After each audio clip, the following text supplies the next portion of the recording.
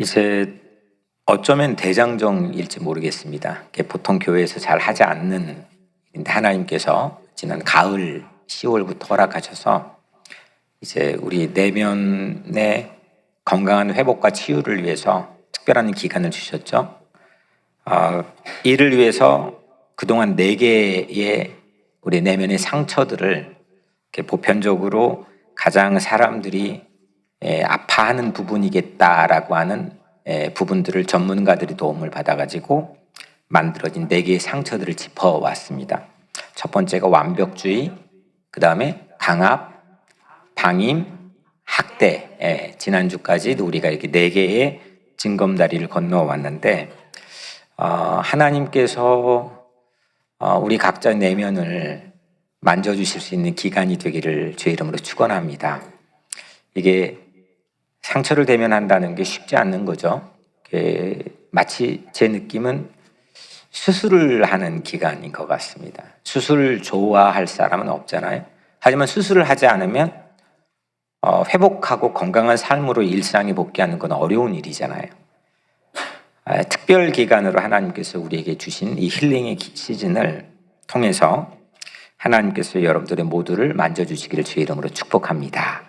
이제 오늘 다음 주일 거절이라고 하는 주제로 마지막 살펴볼 텐데 여러분들 혹시 거절 받아보셨나요? 그죠? 거절 안 받아본 분 없겠죠? 어린 시절부터 지금 최근에도 아니면 지금 우리의 삶의 중심적인 주제일 수도 있겠고요. 거절 받으면 기분이 어떻습니까? 몹시 안 좋죠. 좀 뻘쭘하죠. 그러니까 좀 어색하고 어떻게 해야지 하고 난감해질 수 있는 상황입니다.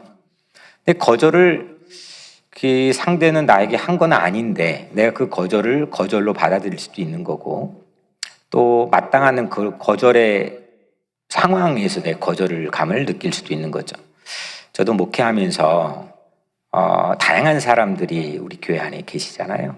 저도 피치 못하게 여러분들 마음속에 혹이나 거절감을 드린 그런 여러분들의 마음이 혹 경험이 있다면 또 이 자리를 빌어서 먼저 하나님 앞에서 또 여러분들에게 죄송한 마음 구하고 피차간에 여러분들이 가정이든 또 교회든 아니면 세상 살아가는 일터에서건 우리 각자의 삶에 거절감이라고 하는 주제를 가지고 우리가 내 내면을 들여다보고 혹 내 마음속에 거절감으로 인한 상처가 있다면 꺼내어 대면하고 또 하나님께서 만져주셔서 회복하고 치유하고 그런 놀라운 기적이 우리 꼭 삶에 있게 되기를 주의 이름으로 축원합니다. 거절이라고 하는 거는 굳이 설명하지 않아도 다 알지만 우리 지난 주중의 강의를 꺼내와서 거절에 대한 정의를 좀 하자면 상대의 필요나 요구 또 욕구를 무시하거나 응답하지 않거나 부정하는 태도를 거절이라고 합니다. 좀 보다 강력한 거절은 아예 상대의 존재 자체를 인정하지 않는 거. 상대 존재 자체를 지우는 거예요. 부정하는 겁니다. 아주 강력한 거절이죠. 거절 안에는 이런 부정적 거절도 있습니다. 오늘 살펴볼 것도 부정적인 거절이지만 또 한편 이 경계가 참 애매합니다. 긍정적 거절도 또 있게 되죠. 긍정적 거절의 예를 들자면 아이가 커가면서 안 돼라고 말하면서 그렇게 해야 나를 지킬 수가 있잖아요. 그런 나를 지키려고 하는 건강한 의미에서 긍정적 거절도 있고요. 또 부모가 자식을 키우면서 모든 거 다 들어줄 수는 없는 거잖아요. 때로는 자녀를 지키기 위해 나쁜 것으로부터 안 돼라고 거절할 수도 있는 건데 이런 것들은 긍정적 거절이라고 생각할 수 있겠죠. 오늘 3가지 질문을 통해서 우리가 이 거절이라고 하는 이 상처를 치유할 수 있는 그런 계기를 우리가 한번 가져보려고 하는데요. 먼저 첫 번째로는 거절의 원인입니다. 거절의 원인이 뭘까요? 거절의 원인이 뭘까요? 그러니까 전도서 3장에 나와 있지만 자기의 삶의 존재 자체가 거절되는 그런 경험, 내가 태어나지 말았어야 됐는데, 그러니까 원치 않는 그런 출생, 뭐 피임을 못했거나 아니면 또 성별로 인해서 차라리 안 났으면 좋았을 텐데라는 이야기를 내가 들었거나, 또 성장하면서 우리가 가지는 어떤 거절에 대한 경험들 뭐 많이 있겠죠. 근데 오늘은 성경에서 거절의 첫 번째 경험자를 우리 함께 나눠보려고 하는데 가인입니다. 가인은 마치 이 거절 경험의 심벌처럼 우리가 생각해 볼 수가 있겠죠. 가인은 누구에게 거절받았습니까? 그렇죠. 하나님에게 거절받았어요. 그가 예배를, 오늘식으로 말하자면 예배를 드렸는데 하나님이 안 받아주신 거죠.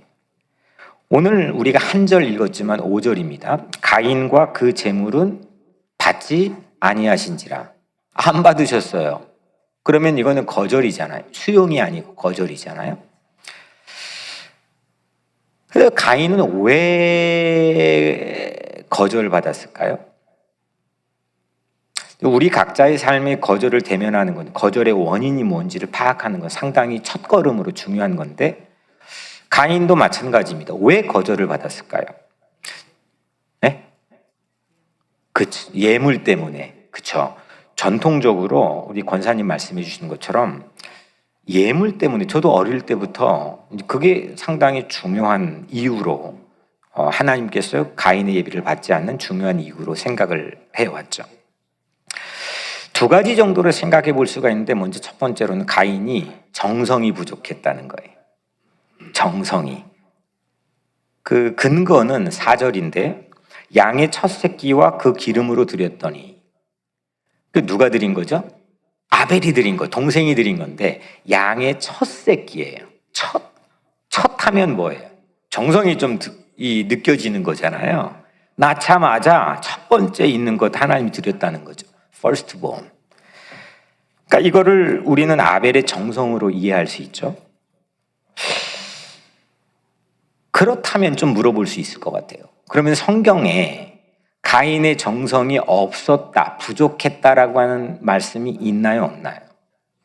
없어요. 아벨은 충분히 그 드린 정성이 있었다라고 우리가 생각해 볼 여지와 근거가 있지만, 가인은 그렇다고 정성이 없었다, 부족했다라는 성경의 말씀은 전혀 없는데, 이걸 가지고 가인까지 싸잡아서 매도한다는 건 좀 가혹하지 않습니까? 근거가. 두 번째로는 예물의 종류입니다. 예물의 종류가 거절 사유라고 생각을 많이들 합니다. 왜냐하면 아벨은 뭘 드렸어요? 양의 기름을 드렸고, 가인은요, 곡식, 그러니까 농사하는 자였기 때문에 농산물을, 곡식을 드렸단 말이에요. 아무래도 우리에게 익숙한 어린 양, 그러니까 양의 첫 새끼니까 어린 양 예물 드린 건 우리에게 익숙하잖아요. 그 어린 양 예물의 시족격인 아벨에게 우리의 마음이 좀 기울기가 쉽잖아요. 그러면 또 묻겠습니다. 하나님께서는 농작물을 싫어하실까요? 하나님은 육식을 좋아하고 채식은 싫어하셔? 하나님은 달러를 좋아하고 원하는 싫어하십니까? 그 예물의 종류에 드린다. 레위기 6장에 보면 이 5대 기본 제사가 소개가 되는데, 그 중에 중요한 제사가 소제인데, 소제는 곡식을 빻아가지고 고운 곡식의 가루로 예물을 드리는 거예요. 하나님은 농작물도 받으셨단 말이에요. 짐승을 키우는 건 유목문화에서 있는 일입니다. 이스라엘 백성들은 본래는 유목문화를 가졌죠. 여기에 텐트 치고 목초지가 좋으면 여기에서 양을 기르고 먹이를 먹게 하고, 또 이동을 해요. 목토지가 좋은 곳으로.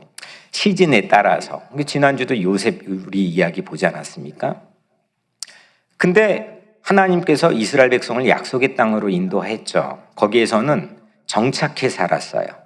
한 곳에서 계속 사니까 시즌이 바뀌어도, 계절이 바뀌어도 씨 뿌리고 또 수확하고 그걸 남으면 잉여 농산물들을 저장하는 문화를 갖게 되고, 이게 우리 임성준 장로님이 일하는 뱅크의 시조가 되는 거죠. 정착하는 공간부터 은행이라고 하는, 그러니까 저장의 필요가 생기는 거죠. 하나님께서는 유목문화, 이 짐승을 기른 유목문화를 좋아하고 정착문화인 농작물을 싫어하시느냐? 그렇지 않으시거든요. 하나님의 파이널 골은 이스라엘 백성들을 정착문화로 이끄는 거였단 말이에요. 그래서 이런 이유들로 볼 때 하나님은 정성이나 아니면 예물의 종류를 가지고 가인을 거절했다고 하는 걸 성서에 있는 근거로 찾기는 어려워요. 그잖아요. 하나님은 왜 가인을 거절했을까요? 오늘 읽은 말씀을 포함해서 그 전절인 4절 하반절부터 5절까지 읽어보면 여호와께서 아벨과 그의 제물은 받으셨으나 가인과 그 제물은 받지 아니하신지라. 뭘 받았고 뭘 받지 않았나요? 아벨과 그 제물은 받았고 가인과 그 제물은 받지 않았어요. 제물에 뭐가 따라가냐면 제물을 드린 사람의 이름이 따라갔어요. 상당히 중요한 얘기입니다. 왜냐하면 이 말은 제물을 바친 가인의 삶이 거절의 사유가 되었다는 거죠. 마태복음 5장 23절 24절에 산상수훈이죠. 예수님께서 이런 말씀을 합니다. 예물을 제단에 드리려다가 거기서 네 형제에게 원망 들을 만한 일이 생각나거든 예물을 제단 앞에 두고 먼저 가서 형제와 화목하고 그 후에 와서 예물을 드리라. 아멘? 예수님이 해주신 말씀인데 이건 예물 따로 예물 드린 사람 따로가 될 수 있나요? 안 된다는 거잖아요. 예수님의 새로운 당시에 있는 예물만 계속 드리면 되는 걸로 알았던 유대인들에게 재해석을 해주시는 게 산상수훈인데 그게 아니라는 거예요. 본래 이 예배는 예물과 예물 드린 예배자가 같이 간다는 걸 말씀하시는 거잖아요. 혹 예물을 드리다가 네가 혹시 형제와 거리낌이 있다면 그 예물 놓아두고 가서 해결하고 와서 드려야 이 예물이 온전한 예물이 또 예배가 될 수 있다는 거죠. 이거는 이사야를 비롯해서 성경에 허다한데 뭐 이거 하다면 날새니까 그건 다음에 좀 주제로 한번 나누기로 하고, 여튼 가인이 받은 거절은 그 거절의 사유는 원인은 가인 자신 때문이었다는 거죠. 이 거절은 그래서 마땅한 거절이에요. 그리고 어쩌면 긍정적인 거절이죠. 하나님이 그냥 하나님이 했다고 무턱대고 긍정적인 거절이 아니고 하나님이 그 거절의 사유를 통해서 볼 때 이거는 가인을 다시 바로잡아 참된 예배자로 세우기 위한 긍정적인 거절이었다는 거죠. 근데 그 거절을 받고 나서 우리 처음에 우리 함께 나눴지만 가인이 기분이 어땠어요? 안 좋았어요. 거절을 받고 안 좋았는데 그 안색이 변했다 그랬어요. 안색이 변하고 난 다음에 그 변한 안색의 가인에게 하나님이 이렇게 말씀해요. 7절에 네가 선을 행하면 어찌 낯을 들지 못하겠느냐. 그러니까 이건 아벨을 살해하기 전이거든요. 그러니까 이미 가인에겐 선이 없었다는 거죠. 이게 재물 문제가 아니고, 이 거절 사유가 되는 건 재물 문제가 아니고 가인 문제였다는 하나의 결정적 근거가 되는 거죠. 물론 우리는 이렇게 긍정적이고 마땅한 거절도 있겠지만 불합리하게 세상에 살면서 받는 거절들도 많이 있어요. 지난 책에서 봤지만 가장 강력한 거절은 존재 자체가 부정되는 거고, 하여튼 고아원으로 보내지는, 그걸 가장 강력한 거절의 사유로 얘기했는데 가장 강력한 거절로 이제 그렇게 얘기했죠. 근데 어떤 이유에서건 거절감이라고 하는 거는 안 좋은 결과를 초래해요. 뭔지 알겠는데 저 봐주세요. 거절감이란 거는 안 좋은 결과를 만들어서 우리를 자꾸 드라이빙해서 이끌고 가요. 그게 긍정적 거절이건 안 좋은 부정적 거절이건 내가 거절감을 느꼈다라고 하는 상황을 전제로 생각해 볼 때 그 거절감은 나를 좋지 못한 결과를 초래하는 것으로 데리고 간다는 거죠. 그래서 두 번째 우린 질문을 해볼 수 있는데, 거절의 핵심 감정은 무엇일까요? 거절의 핵심 감정은 뭘까요? 우리 지난 강의 때 배웠던 주요한 핵심 감정, 거절받은 사람이 가지는 핵심 감정, 공통적인 핵심 감정 두 가지는 두려움과 분노예요. 그럼 거절을 받으면 두려워지고 또 거절받을 거에 대한 두려움이 내 안에 상존하게 되고 또 화가 난다는 거죠. 분노가 일어난다는 거예요. 가인이 거절받은 직후를 한번 볼까요? 5절에 가인과 그의 재물은 받지 아니하신지라 가인이 몹시 분하여 안색이 변하니. 가인이 분노했어요. 그것도 몹시 화가 났어요. 얼굴색이 바뀌었어요. 얼굴의 근육이 굳어지고 색이 바뀌었어요.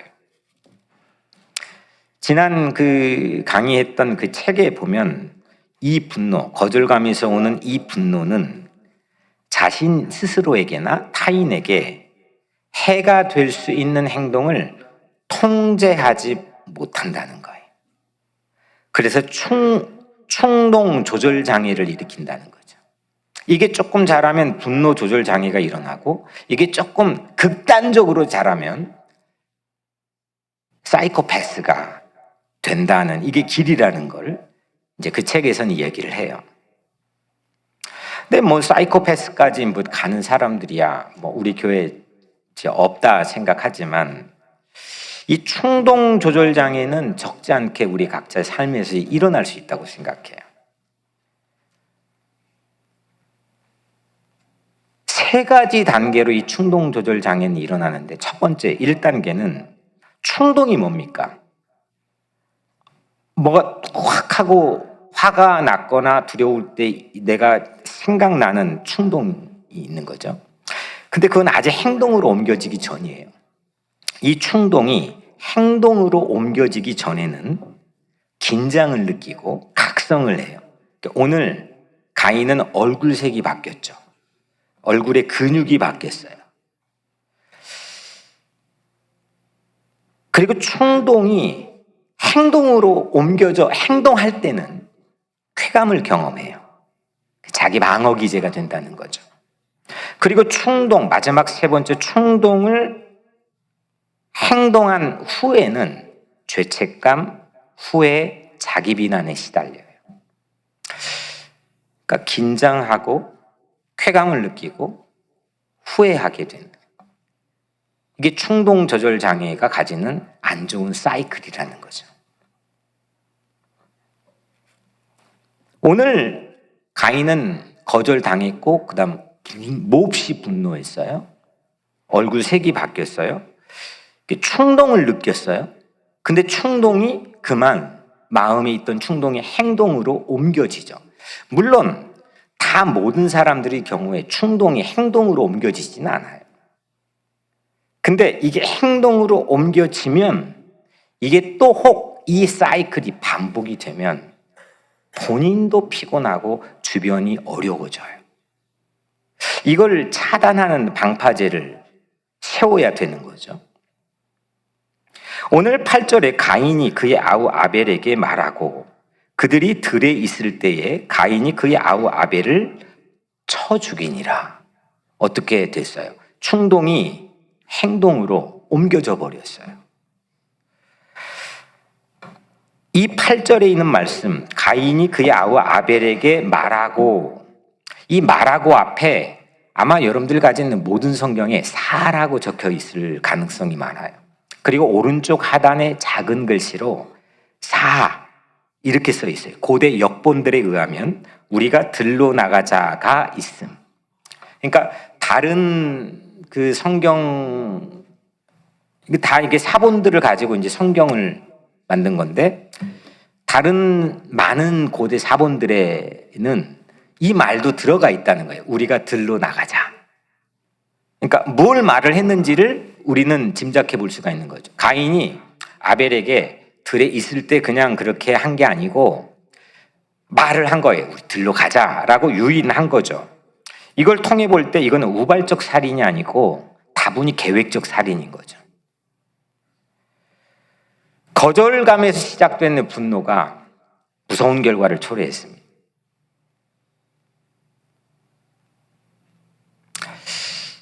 이런 일들이 우리에게도 일어날 수 있는 거죠. 또 일어났을 수도 있는 거죠. 일어난 걸 어떻게 합니까? 하나님께서 오늘 우리 각자의 삶에 이 이슈를 던져준 거는 나를 불편하게 하기 위함이 아니고 일어난 걸 어떻게 해요?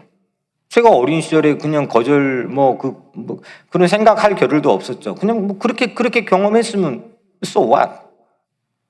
이미 지나간 일인데. 보다 더 나은, 어제보다 나은 오늘 내일을 살게 하기 위해 하나님 만져주시려고 내가 거절감에서 오는 분노나 두려움으로 인해서 혹 내 마음속에 반복되는 이 사이클이 있다면 꺼내어서 치료해 주시려고 하나님 오늘 보게 하시는 거라고 생각해요. 오늘 여러분들이 다 치유되기를 간절히 축원해요. 그리고 이 분노가 이제 분노로 인해 살해를, 충동을 어떻게 해서 행동으로 옮겼잖아요. 근데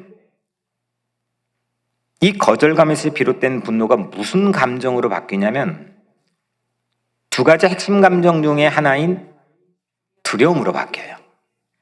그 근거가 공교롭게도 이 가인에게 다 나와 있는데 같은 장 14절에 보면 주께서 오늘 이 지면에서 나를 쫓아내시온즉 내가 주의 낯을 배곱지 못하리니 내가 땅에서 피하며 유리하는 자가 될지라.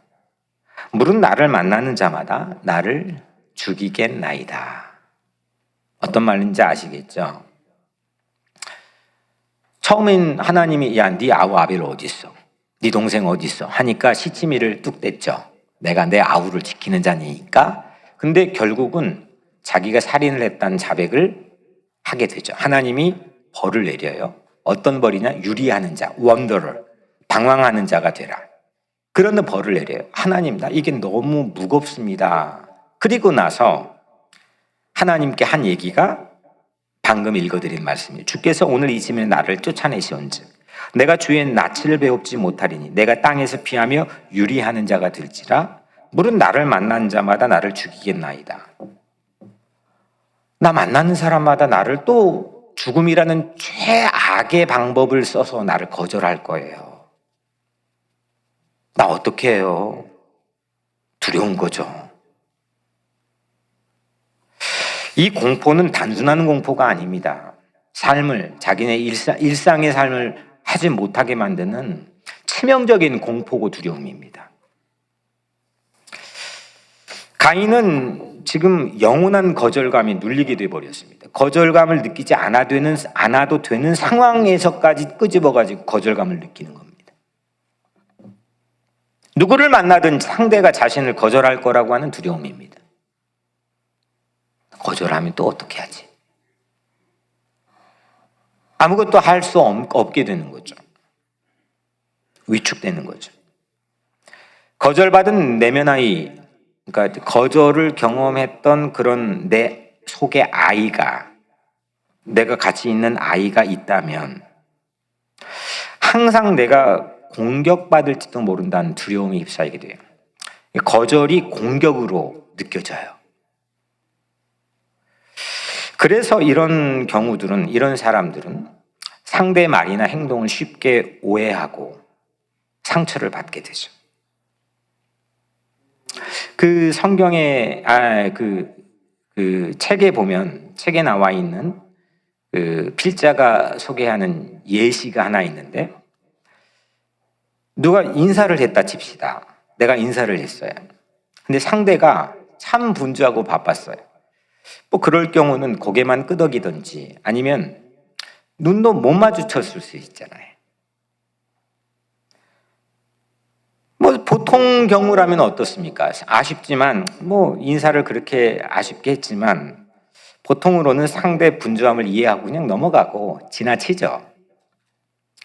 근데 거절감을 가진 내면 아이가 내 안에 있으면 이런 상대에게 오해를 하게 되고 상처도 쉽게 받을 수 있죠. 내가 아파요. 그래서 내 인사를 어떻게 그렇게 받아? 날 무시했어? 다시 인사하나 봐라. 이런 생각을 스스로 갖게 되죠. 거절감을 안 느껴도 되는 상황에서 거절감을 항시 달고 다닐 수 있다는 거죠. 오늘 가인이 그래요. 거절받을 거라는 두려움을 안고 사는 거죠. 오늘 가인은 이 거절받은 핵심 감정 두 가지인 분노, 두려움을 우리에게 모두 다 보여주죠.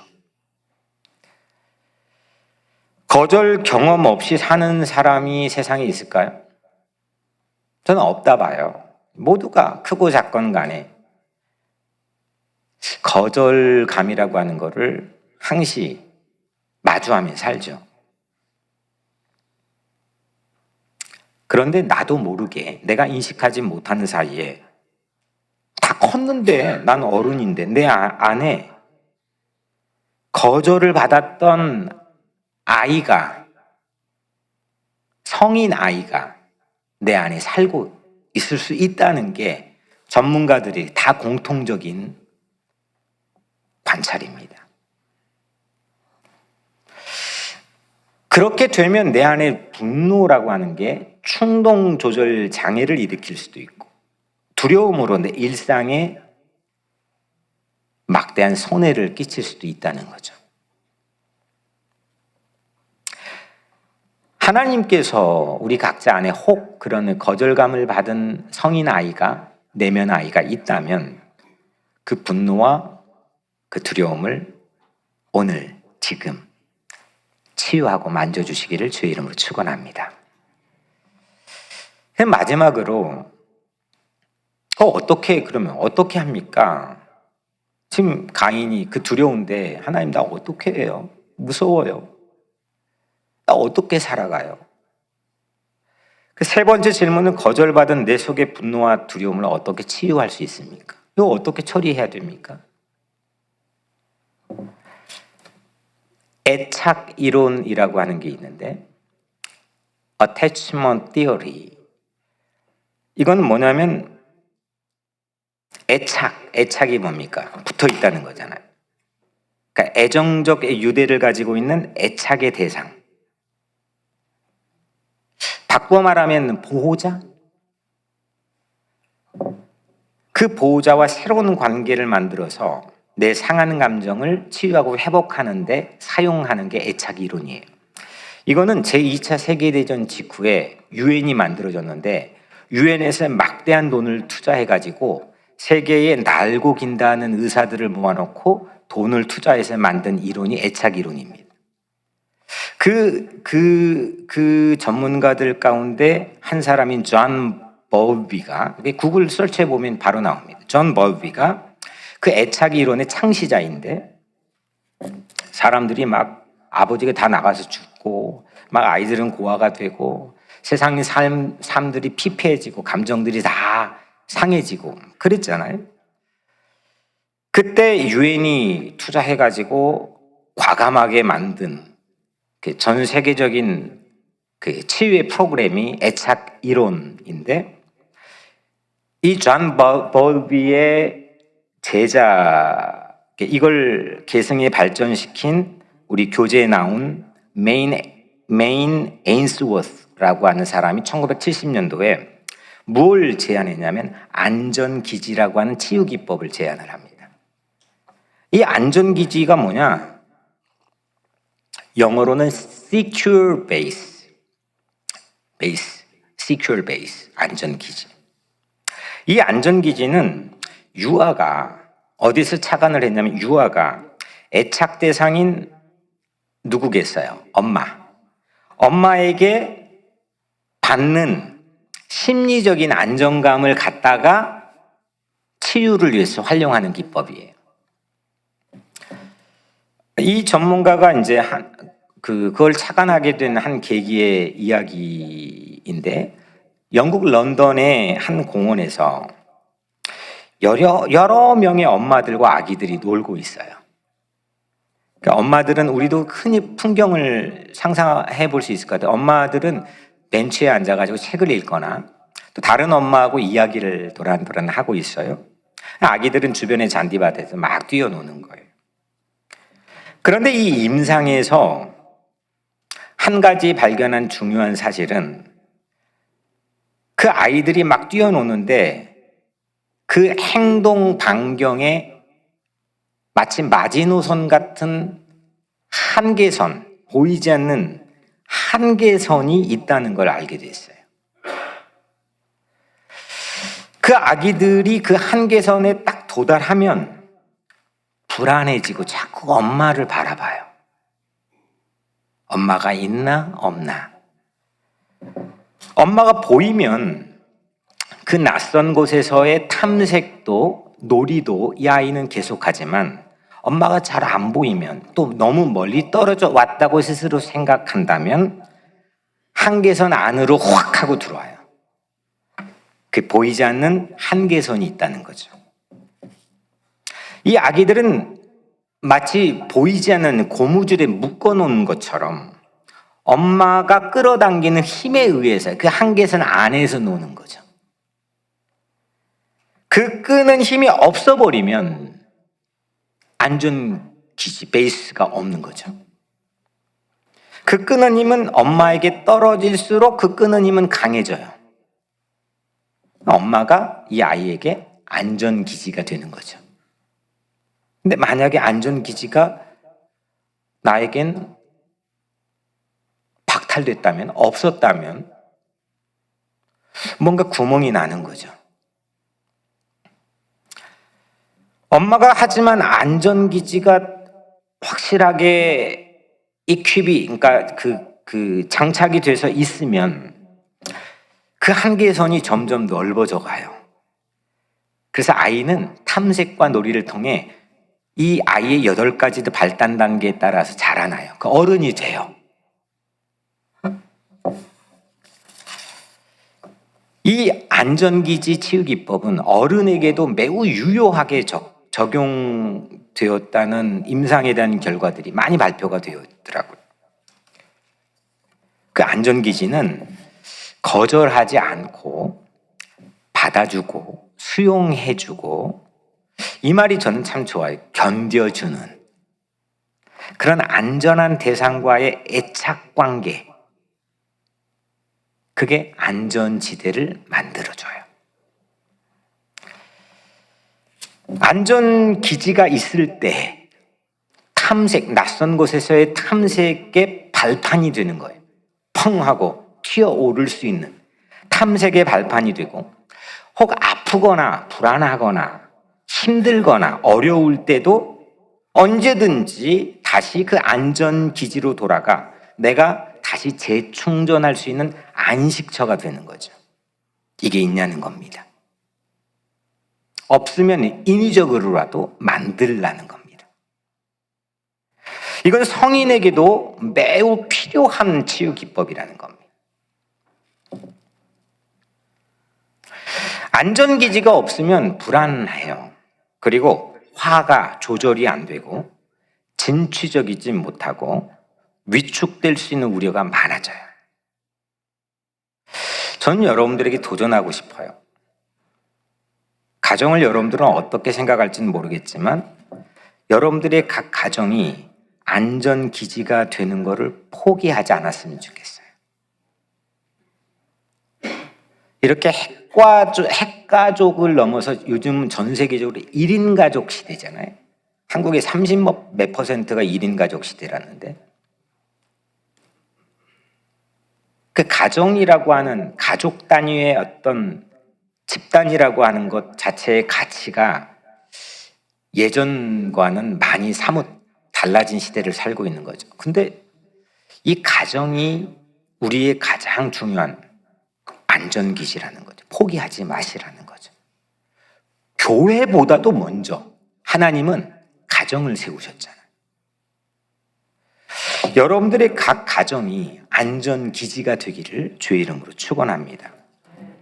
그리고 교회도, 우리 지금 섬기고 오늘 앉아있는 이 교회도 내 삶의 안전기지라고 하는 것을 우리가 명심했으면 좋겠어요. 지난주 우리 설날 맞이 윷놀이 했잖아요. 저 윷놀이 하면서 저 여명울에 그 강대상이 있는 데서 그 우리 임성준 장로님 막내 다운이하고 놀았어요. 보미가 붙어요. 우리 최석훈 집사님 딸 보미가 또 붙어요. 근데 맨 처음엔 이 다운이가 내 무릎에서 벗어나질 않아요. 계속 나를 보고 쑥스러워서 고개를 숙였다가, 근데 조금 이제 익숙해지니까 이 아이가 바로 옆으로 자기가 내려가요. 그리고 조금 시간이 흐르니까 조금 뛰어가요. 아빠가 있는 쪽으로 가더라고. 그러다가 다시 저한테 훅 와요. 이 아이에게는 성직자가 안전기지가 될 수 있다. 그러니까 뭐 내가 성직자인지 아닌지 알 길이 없겠지만 저라는 존재 자체가 그 아이에겐 홈 베이스, 시큐어 베이스가 되는 경험을 한 거죠. 교회가 여러분들 각자의 삶에 어떤 의미와 가치가 있는지는 뭐 제가 잘 알지는 못하겠지만, 이 교회라고 하는 거에 한 가족으로 있는 건 여러분들이 함께 뭘 어떤 목적을 갖는 여러 가지 이유가 있겠지만 이 자리는 하나님 믿는 자리잖아요. 하나님께 예배드리고 기도하는 자리잖아요. 여기가 여러분들에게는 안전기지가 되기를 축원해요. 안전기지예요. 가장 흔들리지 않는 안전기지죠. 우리가 흔드는 거지 이 안전기지는 하나님의 교회는 흔들리지 않는 거거든요.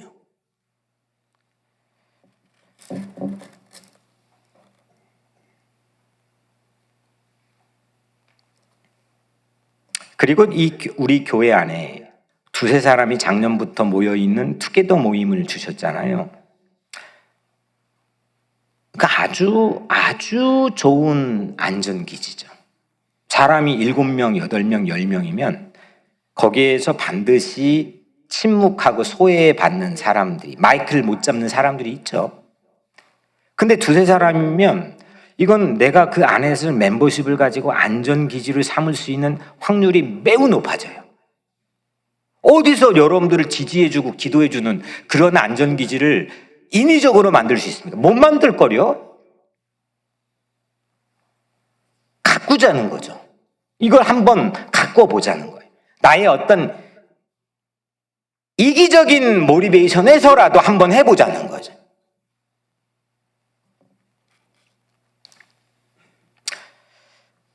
그런데 이렇게 사람이 모여있는 안전기지들, 우리는 가정이건 교회건 아니면 소그룹 모임이건 우리가 가꾸고 의미를 부여하고 그 안에서 안전기지를 새롭게 내 삶의 자리에 중심으로 구축하는 작업을 하자 그랬는데, 여러분들 어떻습니까? 사람이 모여있는 곳에 완전한 안전기지가 될 수 있을까요?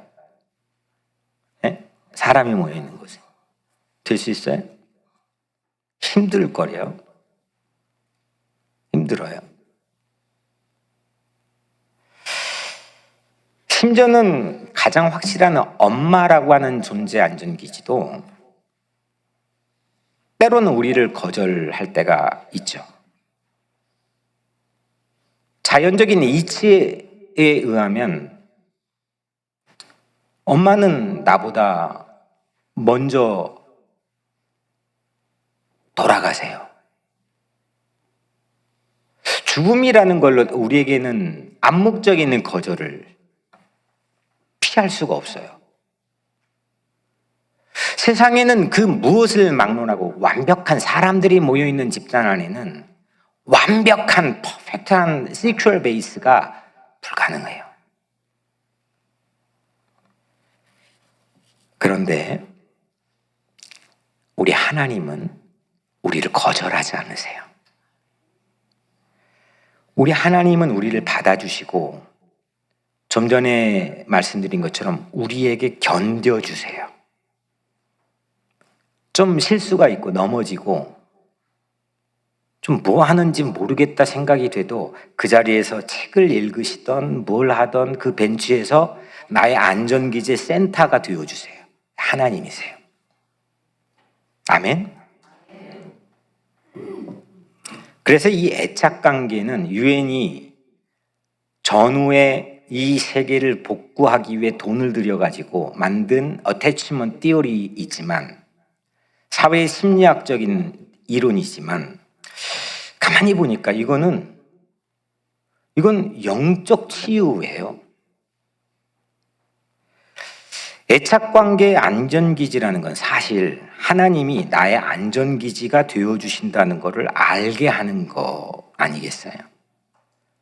그걸 알게 하고 그게 나에게 받아들여지고 그게 나에게 활용이 되어지고 그게 내가 누려지게 될 수 있다면 그 게임 끝이잖아요.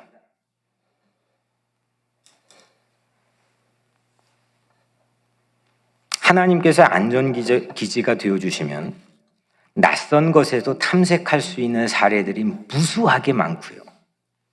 그로 인해서 우리의 삶의 한계선이 점점 넓어져 사람이라는 게 성장을 하게 되고요. 자라게 되고요.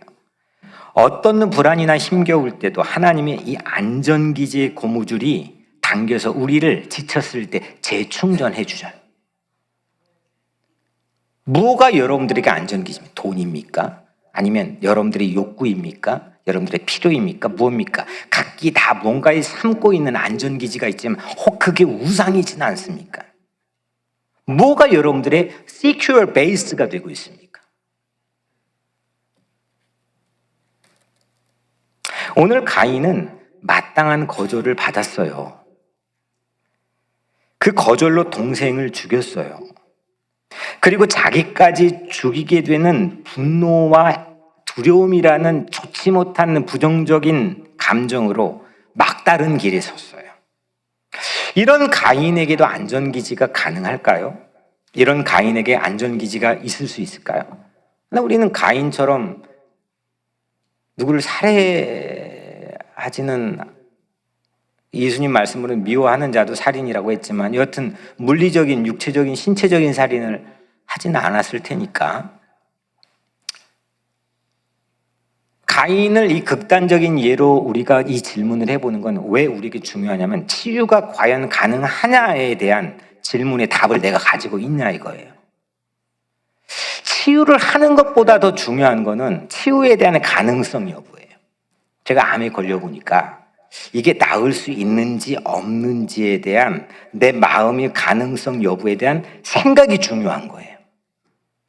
근데 사람들은 그 치료가 되는 프로세스만 생각을 하지만 제가 동생에게 너 나았어 라고 하는 거는 제가 점쟁이여서가 아니라 그 생각 자체가 우리에겐 중요하다는 거죠. 과연 이 가인에게 치유가 가능할까요? 이 정도로 지금 막다른 길목에 서버렸는데 이 안전기지가 가인에게도 과연 가능할까요?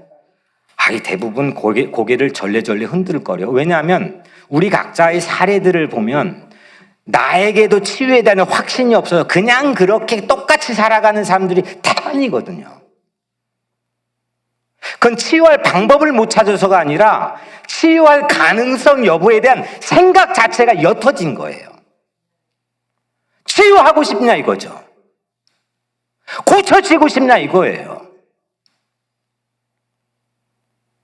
가인에게 가능할까요? 네, 하나님은요, 이런 가인에게도 안전기지를 주세요. 놀라운 거는 오늘 15절에 여호와께서 그에게 이르시되 그렇지 아니하다. 가인을 죽이는 자는 벌을 7배나 받으리라 하시고 가인에게 표를 주사 그를 만나는 모든 사람에게서 죽임을 면하게 하시니라. 아멘. 이거 가인에게 안전기지예요, 아니에요?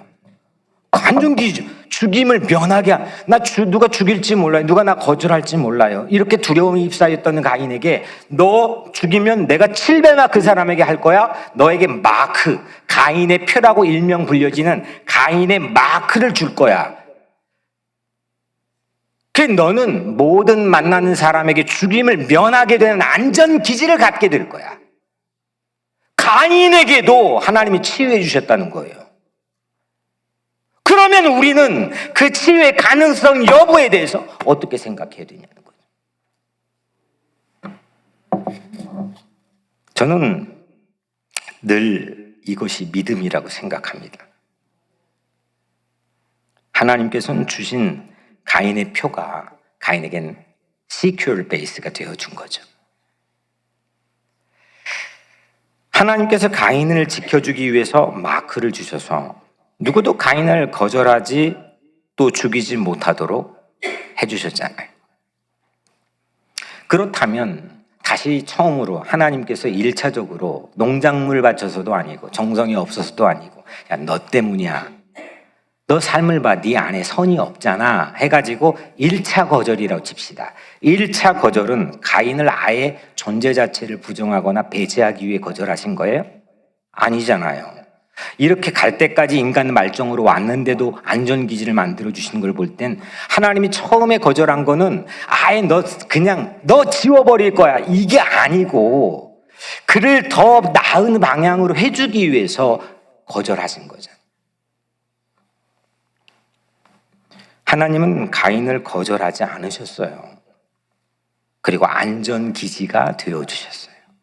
저는 오늘 여러분들에게도 이 가인에게 일어난 일이 여러분들에게 일어나게 되기를 주의 이름으로 축원합니다.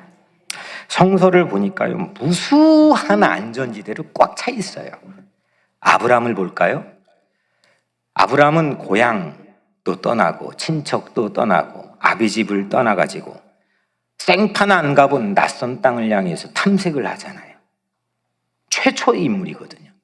그리고 그가 탐색한 모든 땅들이 결국 이후의 성서의 메인 스테이지, 주요 무대가 돼요. 이야, 놀라운 일이죠. 그래서 그를 우리는 믿음의 조상이라고 불러요. 그에게 안전지대가 만들어진 직후부터 창세기 12장 1절 3절에 나와 있는 하나님이 나의 안전기지가 되어주신 직후부터 그는 이렇게 새로운 낯선 땅에 탐색을 하고 다녀요.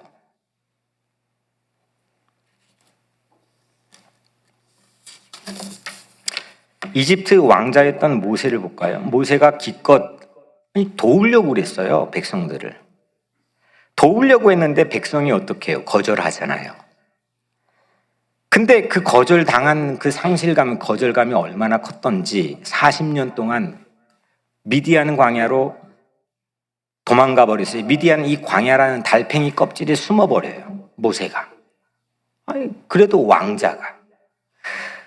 그런데 이 모세에게 안전기지가 만들어지죠. 신의 산, 호렙산이라도 불려지는 그 꺼지지 않는 불꽃 가운데 나타나신 하나님이 나의 안전기지가 되는 체험을 출애굽기 3장에서 하죠. 그때부터 이 확 획가닥 바뀌어요.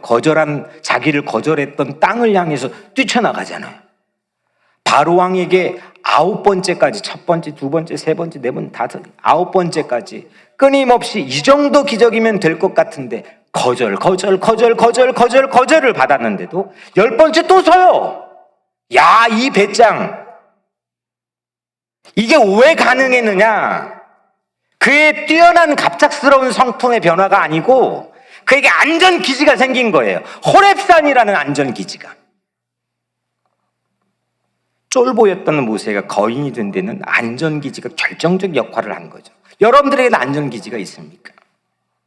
그 후에 모세는 끊임없이 자기를 거절하는 그 백성들을 데리고 40년 동안 있는 낯선 광야에서 기적적인 탐사의 행진들을 멈추지 않았어요. 사마리아 여인 마지막으로 볼까요? 사마리아 여인 예수님을 만난 그 우물가가 안전기지가 되어준 셈이죠. 6명의 현재 살고 있는 남편까지 6명의 남편들이 거절했던 여인이에요. 동네 전체 주민들이 다 자기를 거절해 사람들이 없는 시간대에 물을 기르러 왔어요. 그냥 거절 자체예요, 삶이. 기구해요. 근데 예수님께서 그 우물가에서 이 여인을 어떻게 했어요? 받아주셨잖아요. 수용해 주셨잖아요. 용납해 주셨잖아요. 그래서 그곳 우물가가 그녀에게 안전기지가 되어준 셈이죠.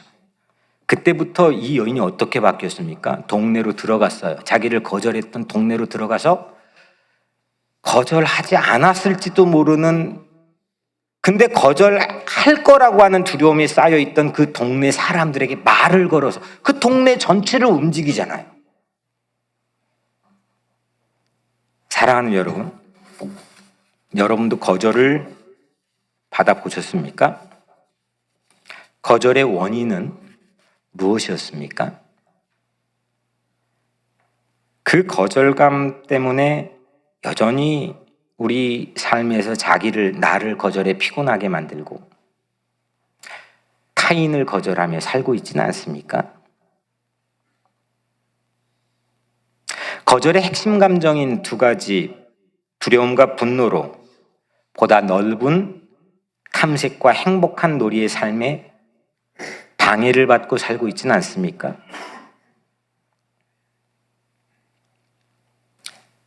하나님을 나의 아버지 안전기지로 지금 right now 당장 받아들이시기를 권면합니다. 건축 비용도 들지 않아요. 헌금 안 내도 돼요. 그냥 믿으면 돼요. 그분이 나의 변치 않는 신실한 안전기지라는 것을 믿으시면 돼요. 믿으시면 건축 비용도 안 든다니까요.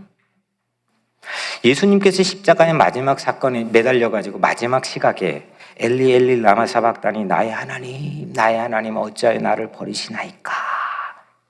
그러니까 버리셨다는 것은 거절당했다는 거잖아요. 하나님 아버지는 왜 예수님을 거절하셨을까요? 답을 아시죠?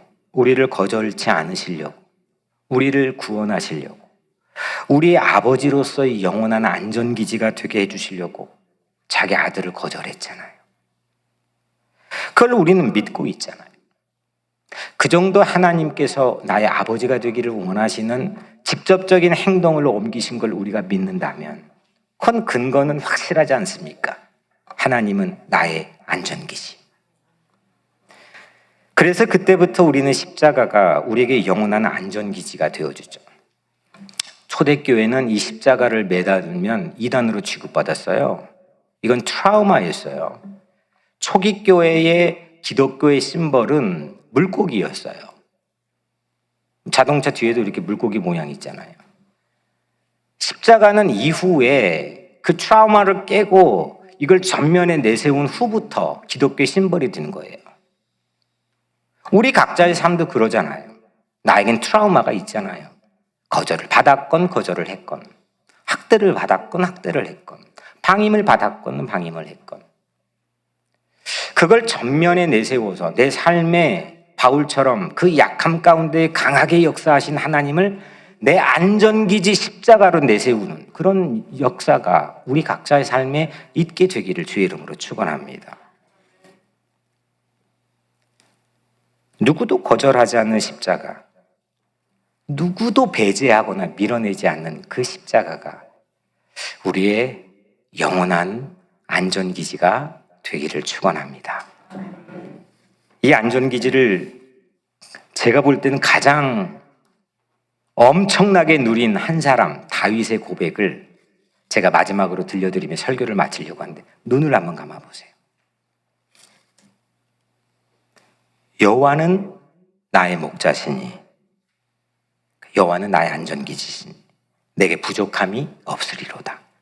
그가 나를 푸른 풀밭에 누이시며 쉴만한 물가로 인도하시는도다. 내 영혼을 소생시키시고 자기 이름을 위하여 의의 길로 인도하신도다. 내가 사망의 음침한 골짜기로 다닐지라도 해를 두려워하지 않을 것은 주께서 나와 함께 하심이라. 주의 지팡이와 막대기가 나를 안위하시나이다. 주께서 내 원수의 목전에서 내게 상을 차려주시고 기름을 내 머리에 부으셨으니 내 잔이 넘치나이다. 내 평생의 선하심과 인자하심이 반드시 나를 따르리니 내가 여호와의 집에 영원히 살리로다. 아멘. 하나님, 이 시간 주님께서 우리 안전기지가 되어주심을 믿게 하시고 누리게 하시며 그 안전기지를 세상에 증거할 수 있는 증인으로 살게 하여 주옵소서. 그래야 우리가 서 있는 곳이 안전기지가 되게 하시고 우리 가정이 있는 곳이 안전기지가 되게 하시고 뉴욕 우리 교회가 안전기지가 되게 하시며 우리의 투게더 모임이 안전기지가 되게 하여 주옵소서. 예수님 이름으로 기도드립니다. 아멘.